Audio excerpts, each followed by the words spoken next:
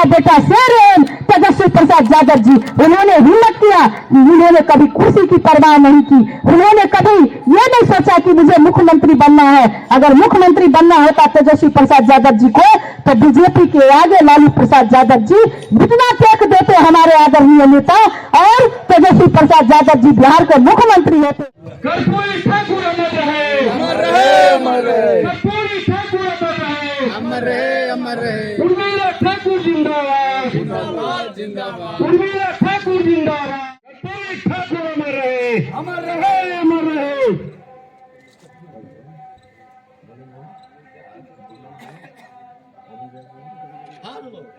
कर्पूरी ठाकुर अमर रहे, अमर रहे, अमर रहे, अमर रहे, अमर रहे, अमर रहे, अमर रहे। जिंदाबाद, जिंदाबाद, जिंदाबाद। अपने अपने स्थान ग्रहण कर लें। सभी अतिथियों से अनुरोध है कि वो अपना अपना स्थान ग्रहण कर लें।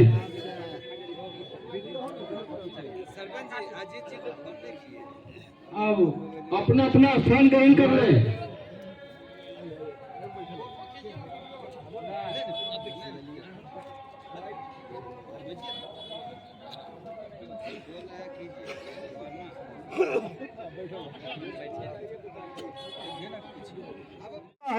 उनके हर साल ही घोषणाएं होती है, हर साल घोषणा किया जाता है और घोषणा के बाद हमारी पूर्ति नहीं हो पाती है। इसलिए मैडम से हम खासकर उर्मिला ठाकुर जी से प्रार्थना करेंगे कि वो कर्पूरी ठाकुर का एक सभा यहाँ पर बन जाए जहाँ हम भाषण दे रहे हैं। पर्व तो रोज मनाए जाते हैं और मिटाए जाते हैं, पर किसी महापुरुषों का जीवनी और मरण का मनाने का महत्व कुछ और होता है। इसलिए सज्जनों, कृपा महादेव के कुशले कुशल छे, कृपा महादेव के कुशले कुशल छे, आहले मेरा आत्मा बेकल छे, मानो न मोदू हमार छिक बिसरल है आके नाम, प्रिय उर्मिला ठाकुर सादर प्रणाम, प्रिय उर्मिला ठाकुर सादर प्रणाम। सज्जनों, आज इतना गौरवमय दिन है, लोग कह रहे हैं आज देखिए गांधी जी का मने बलिदान दिवस है, और उस बलिदान का ऊपर उनका जन्म दिवस है। माननीय कर्पूरी ठाकुर का जन्म माननीय गांधी जी के रूप में हुए हैं, वो गांधी के ही दूसरा अवतार है। और कर्पूरी जी एक खाली ठाकुर के नहीं हैं जुड़े हुए, ठाकुर समाज अगर आप मानिएगा कि हमारे हैं तो ये जनता का गलत सोच है। संघर्ष का, हमारे पूर्वजों के संघर्ष का परिणाम है, लेकिन हमें चौकस रहना पड़ेगा कि क्या वो आरक्षण का जो प्रावधान किया गया अंतिम पादान पर बैठे हुए लोगों को समाज के मुख्य धारा में लाने के लिए क्या बखूबी उसका पालन किया जा रहा है। In meditation and any estate through the science. The meditations is not libelous in any extent to the salutations to the students, the crowds of any estate and the various on any extent to the lives of salvation. Salvation is the inwrought of likeness in service to the assembly. The crowd of not to the any habitation to my best and higher state to the normal reproductions and any clues of any heritage by the public city. The crowds of the my samaj secret of not likeness to a small liquids.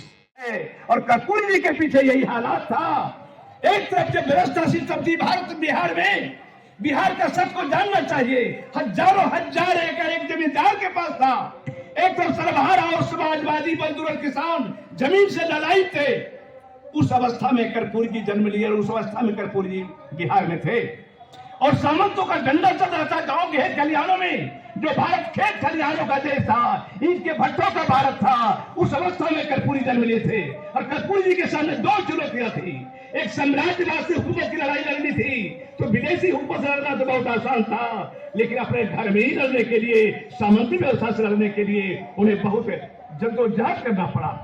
और यही कारण है कि कर्पूरी जी शुरू से जिस घर से जन्म लिए थे वो एक साधारण परिवार था, निम्न परिवार था। मैं बाद रामनाथ ठाकुर को आंसू पोंछ करके लाए और उनको एमएलसी बनाए और कुटीर उद्योग मंत्री बनाए। उस गांव को जो पिथुलिया था कर्पूरी ग्राम किए, वहां के स्टेशन को कर्पूरी ग्राम किए। इतना ही नहीं, बाबू लालू प्रसाद यादव नहीं होते तो जननायक कर्पूरी ठाकुर जैसे नाई के बेटा को उस विधानसभा में श्री कृष्ण सिंह के बराबर में स्टेचू नहीं लगाई जाती। किसी को हिम्मत ही नहीं होता जो जननायक कर्पूरी ठाकुर का श्री कृष्ण सिंह के बराबर में स्टेचू खड़ा करता विधानसभा में, और बाबू लालू प्रसाद यादव ने करने का काम किया। बाबू लालू प्रसाद जिनका ये फोटो लगा हुआ है आजाद गांधी को, उनको एमएलसी बनाए।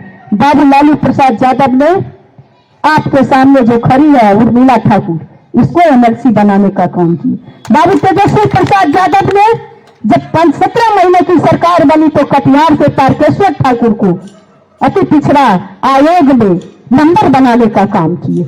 इतना ही नहीं, खास करके मैं नाई समाज से लेकर के अपने अति पिछड़ा भाइयों से कहना चाहती हूँ, ये अति पिछड़ा के भाई बाबू लालू प्रसाद यादव, जो जननायक कर्पूरी ठाकुर ने आपको 12% आरक्षण दिए, जब बाबू लालू प्रसाद यादव सत्ता में आए तो 12% आरक्षण को उन्होंने 14% आरक्षण किए।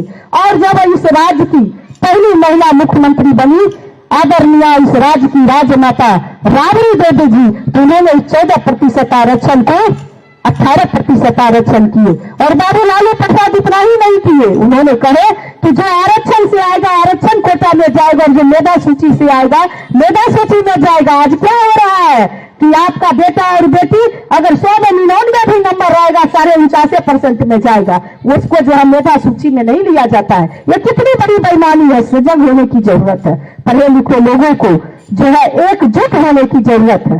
मैं कहना चाहती हूँ कि उससे भी बढ़ करके किसी ने सोचा नहीं, उससे भी बढ़ करके तेजस्वी प्रसाद यादव कहे कि जिसकी जितनी भागीदारी उसको मिलेगी उतनी हिस्सेदारी।